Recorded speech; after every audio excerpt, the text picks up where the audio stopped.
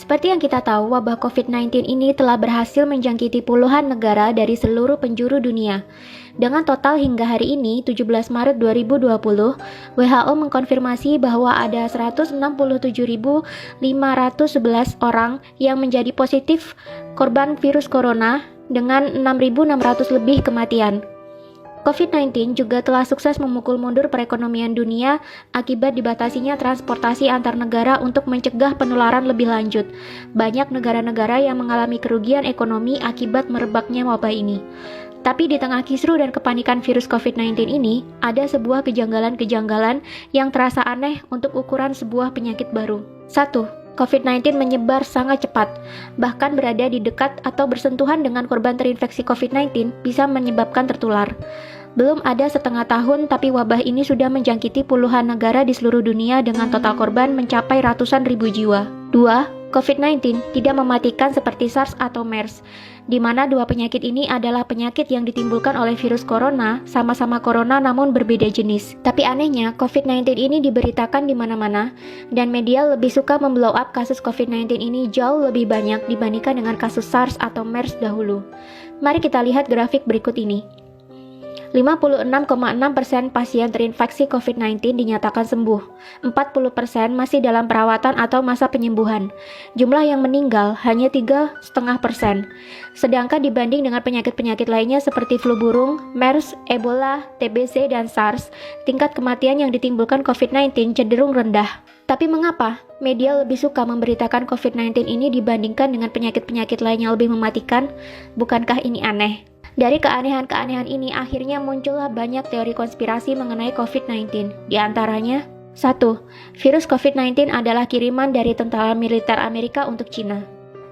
Dilansir dari liputan6.com, pejabat Cina mengklaim kasus pertama virus corona COVID-19 bukan berasal dari negaranya, melainkan dari Amerika Serikat. Ia menuduh seorang tentara asal AS yang membawa COVID-19 ke negeri tirai bambu tersebut. Juru bicara Kementerian Cina, Zhao Lijian, juga dianggap melontarkan tuduhan yang sama.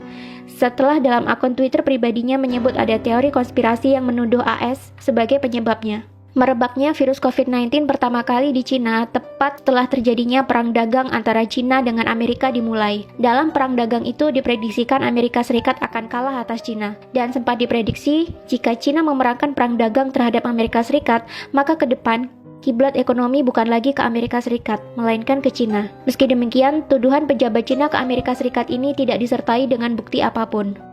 2. COVID-19 bukannya penyakit biasa, melainkan senjata biologis yang diciptakan untuk memulai perang. Dilansir dari cnbcindonesia.com, Komandan Korps Pegawai Revolusi Iran atau IRGC mengatakan virus corona mungkin merupakan senjata biologis dari Amerika Serikat atau USA.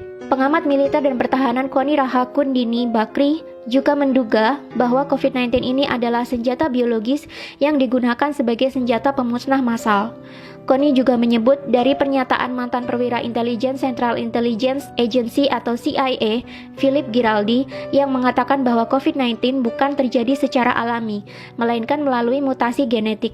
Giraldi menyebut virus mematikan itu sengaja diproduksi di laboratorium oleh Amerika Serikat bekerja sama dengan Israel. Amerika Serikat sengaja membuat virus itu untuk menghancurkan Cina dan Iran yang merupakan musuh terbesarnya. Lebih lanjut, Koni membeberkan senjata biologi memiliki daya tarik untuk digunakan karena sangat murah. Berdasarkan data, dia menyebutkan 1 km persegi serangan senjata biologi hanya berkisar $1. Selain itu, senjata biologi dinilai tidak mudah dideteksi, baik dengan X-ray ataupun anjing pelacak sekalipun, serta sangat mudah untuk diangkut. Sedangkan senjata konvensional memerlukan biaya $2.000, senjata nuklir $800, dan senjata kimia $600. Iran sendiri berada di ambang kekacauan akibat wabah virus corona. Bagaimana tidak, sebanyak 8% anggota parlemen Iran ternyata tertular virus SARS-CoV-2 dari penyakit COVID-19. Sebanyak 23 dari 290 anggota Dewan Perwakilan Rakyat Iran atau majelis dilaporkan positif tertular virus corona. Parlemen langsung ditangguhkan tanpa batas waktu dan anggotanya diminta untuk berhenti bertemu dengan publik. Iran memang menjadi satu-satunya negara yang memiliki banyak pejabat pemerintah yang terinfeksi virus corona. Wakil Presiden Masoume Ebtekar, Wakil Menteri Kesehatan Iraj Harirchi, Kepala Badan Darurat Nasional Pir Hossein Khalifan, dan Kepala Komite Keamanan Nasional Nasional Parlemen dan Hubungan Luar Negeri Mojtaba Zolnur dinyatakan positif terkena virus corona. Bahkan, penasihat utama Ayatollah Ali Khomeini, yakni Muhammad Mir Mohammadi, meninggal akibat tertular virus tersebut. 3. COVID-19 sengaja diproduksi oleh Illuminati untuk memulai ekonomi Big Start sehingga menguntungkan orang-orang terkaya di dunia yang berada di balik World Bank dan IMF. Menurut YouTube channel dari Astronaci International, COVID-19 ini memang sengaja diproduksi dan diedarkan untuk membuat kekacauan dan kerugian ekonomi secara global. Imbasnya, banyak sekali harga saham yang anjlok dan banyak investor menjualnya dengan harga murah. Selain itu, dengan merebaknya wabah COVID-19 ini, mau tidak mau akan memukul banyak negara bahkan dunia menuju ke kerugian ekonomi akibat tersedotnya banyak biaya untuk merawat warga yang sakit dan dirumahkannya banyak pekerja untuk mencegah penularan COVID-19 lebih lanjut. Efeknya, banyak perusahaan akan mengalami kerugian dan menurunnya pendapatan negara. Akibatnya, mau tidak mau resesi atau perlambatan ekonomi akan diprediksikan benar-benar terjadi dan negara-negara di dunia akan membutuhkan hutang untuk membangkitkan kembali perekonomian di negara mereka. Tentu saja kemana lagi negara-negara yang merugi ini akan berhutang jika bukan ke World Bank dan IMF. Sedangkan World Bank dan IMF yang menjadi bagian dari PBB sendiri memiliki penyokong dana di baliknya dan disinyalir adalah Illuminati, di mana Illuminati sendiri adalah perkumpulan rahasia yang tidak terekspos oleh media, di mana pesertanya sebagian adalah para konglomerat dunia dan diisukan menjadi dalang di balik revolusi Prancis, Perang Dunia I, dan Perang Dunia II. Selain mendapatkan banyak keuntungan dari bunga pinjaman, Illuminati juga disinyalir akan mendapatkan banyak keuntungan dari harga-harga saham yang jatuh, di mana mereka bisa membelinya sekarang dengan harga yang murah dan menjualnya kembali saat harga sudah tinggi, yakni ketika perekonomian global telah kembali pulih. Bagi penganut teori konspirasi, sudah tidak asing lagi bahwa Illuminati adalah sebuah organisasi rahasia yang berisikan anggota dari beragam profesi, mulai dari petinggi negara, konglomerat-konglomerat terkaya di dunia, hingga artis-artis kelas dunia. Tujuan dibuatnya Illuminati ini tentu saja untuk menyejahterakan kepentingan-kepentingan anggotanya dan menguntungkan orang-orang di dalamnya. Konspirasi terbesar adalah membuat dunia menjadi satu tatanan baru atau New World Order, di mana nantinya di dunia ini semua negara dan wilayah akan berada di bawah satu komando atau kepemimpinan.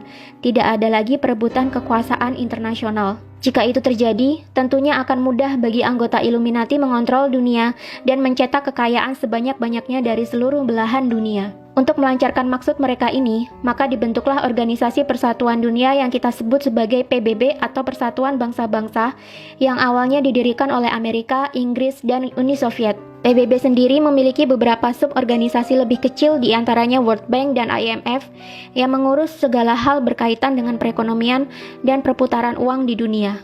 Konglomerat-konglomerat anggota Illuminati sendiri seperti Rothschild dan kawan-kawannya dilansir menjadi pendana bagi World Bank dan IMF. Jadi, apapun kegiatan yang dilakukan oleh World Bank dan IMF tentunya akan membawa keuntungan bagi para konglomerat ini, termasuk program pinjaman kepada negara-negara yang membutuhkan pasca meredanya wabah virus corona ini nantinya. 4. COVID-19 ini sebenarnya sudah ada antivirus atau vaksin. Masih mengacu pada penjelasan dari video yang diunggah oleh Astronaci sangat yakin COVID-19 sebenarnya sudah ada obatnya.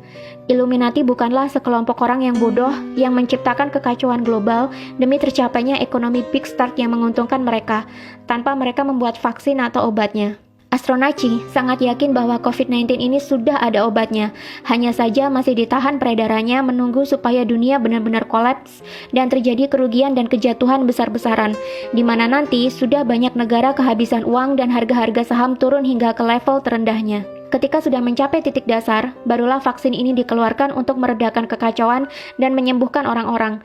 Dengan sendirinya, COVID-19 akan menghilang seiring dengan mulai pulihnya perekonomian global. Tapi tetap, masing-masing negara akan kelimpungan mencari pinjaman dana untuk memulihkan perekonomian kembali.